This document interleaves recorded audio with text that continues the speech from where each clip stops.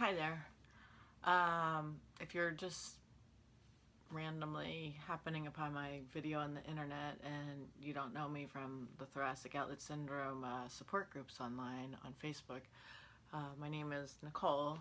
Right now I'm 38 years old. I have suffered with neurogenic thoracic outlet syndrome for well over a decade. It was incredibly painful and disabling, and for those of you who don't know what thoracic outlet syndrome is, I do have some other videos on my YouTube channel, but just a quick explanation is that it's a compressive condition. It's a positional compressive condition where you have a small rib under here and some muscles in your neck that basically squish the nerves, veins, and or arteries that run down your arm. Any combination of those. So I had neurogenic thoracic outlet syndrome for well over a decade, where it was extremely severe, excruciating symptoms, and I just had the runaround for many, many years. Didn't know what it was, couldn't get treatment, until finally in spring of 2015, I became diagnosed with it finally. I have been hesitating to make this video for a couple of reasons. One is very cautiously optimistic, but I think it's, beyond that point now. I can just say it. That I seem to be symptom-free from thoracic outlet syndrome, and I have been for several months. I've been hesitating because I know so many people are suffering, and also, I don't know, maybe just I've been a little superstitious that if I said it out loud it might come back or something, but that's ridiculous. So if you've seen my videos before, you know how long I had suffered, and how much pain and also how much disability and how much impairment to daily functioning thoracic outlet syndrome caused to my life, and to so many others out there who are either diagnosed with it or maybe not diagnosed with it, and they might be having these symptoms and they might not know what's wrong with them and are getting the runaround. It happens to a lot of people. So rather than take up too much time talking about that, I thought I'd talk about my recovery process from thoracic outlet syndrome. Finally, after being in pain for that long, I had gotten diagnosed in the spring of 2015, and after I got diagnosed, I wasn't too happy about what I knew I had to do, but it was such a relief to finally have a diagnosis and finally be believed after so many years of not being believed. I immediately went on the hunt for the best surgeon that could do this surgery, because I knew that you needed a really good one, and I found who I believed, and I do believe is the best surgeon out there to do the thoracic outlet decompression surgery. And I took my care to Johns Hopkins, to Dr. Ying-Wei Lum, who's a vascular surgeon at Johns Hopkins, and he specializes in thoracic outlet syndrome. So at that point, I had a pretty smooth, seamless diagnostic process, and had my surgeries scheduled. I had my right rib resection done June 1st of 2015. Basically, they take out your rib. They go through, mine was done through my armpit. Good. And they take out your first thoracic rib and some scalene muscles out of your neck to alleviate the compression. Some people have an extra rib, and that gets taken out too. And it's a very, very brutal surgery. They go in through your rib cage, at least the way my surgeon does it, and it's a very, very long process, very painful surgery. And after that surgery, I could tell immediately it was very, very painful recovery, but I could immediately feel the decompression. Blood was restored to my arm, the tingling, the numbness, all that was gone, all that pain was gone. I just had surgery pain. And then in July 27, 2015, I had my left side done. And then after that, I had the really long recovery process, but again, I felt immediately decompressed, and the second side was a lot easier. And I started to be able to immediately get back to things that I wasn't able to do before surgery. I was back to cooking and gardening, and a couple weeks after my surgery, I was hiking for miles, and that kind of stuff. I started physical therapy. I had a lot of physical therapy to build back the strength. Um, a lot of people are very afraid of getting the surgery, but if you have a good surgeon, and there are many good surgeons out there, um, you don't need to be afraid. The surgery is completely worth it. You know, After that, I had worked really hard in physical therapy. I was improving, building all my strength back, and I was getting real tall. I actually gained, I think, about an inch and a half. I'm an inch and a half taller now than I was before June 1st, 2015. And sometime in the winter, I started to have some recurrence of some symptoms.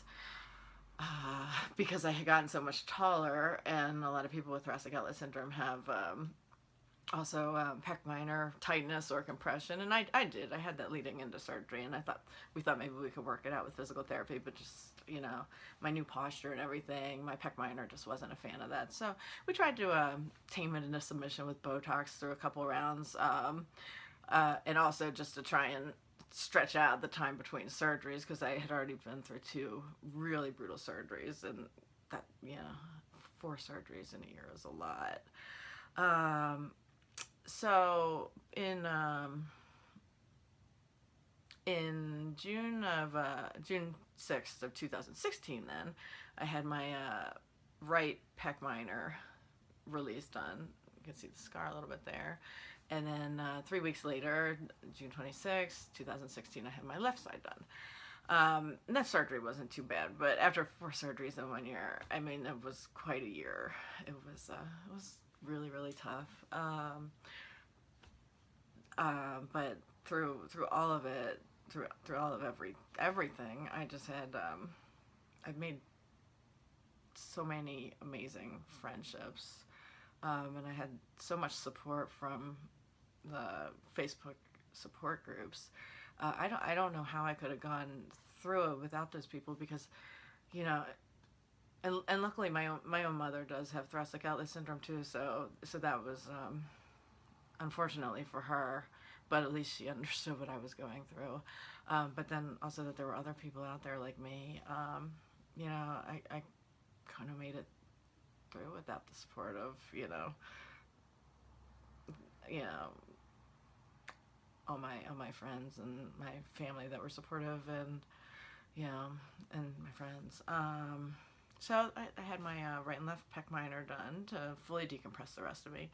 That was an interesting surgery. It was really easy compared to the rib resection, but I didn't notice the immediate decompression right away. And I had actually had some little bit of tingling and numbness, and I was like, what's going on with this surgery?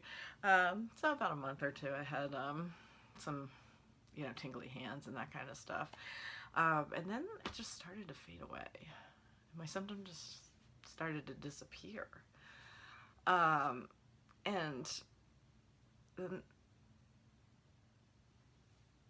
they just kept disappearing until in the fall they just completely went away, all my TOS symptoms.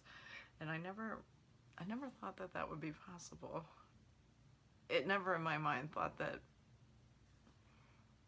this condition, that I'd be able to get rid of it completely.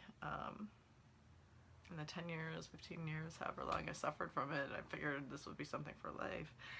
And it was just gone. And then I was so cautiously optimistic. And it's been months since I've had any noticeable symptoms of any kind. And it's just been amazing. And at the same time, I feel a little guilty saying that too, because I know that there's so many people out there still suffering from it. And I just wish that I could help everybody who is still suffering. And my surgeon at Johns Hopkins, Dr. Yue Lum, again, He's the most amazing surgeon ever, and he gave me my life back. I have my life back now, and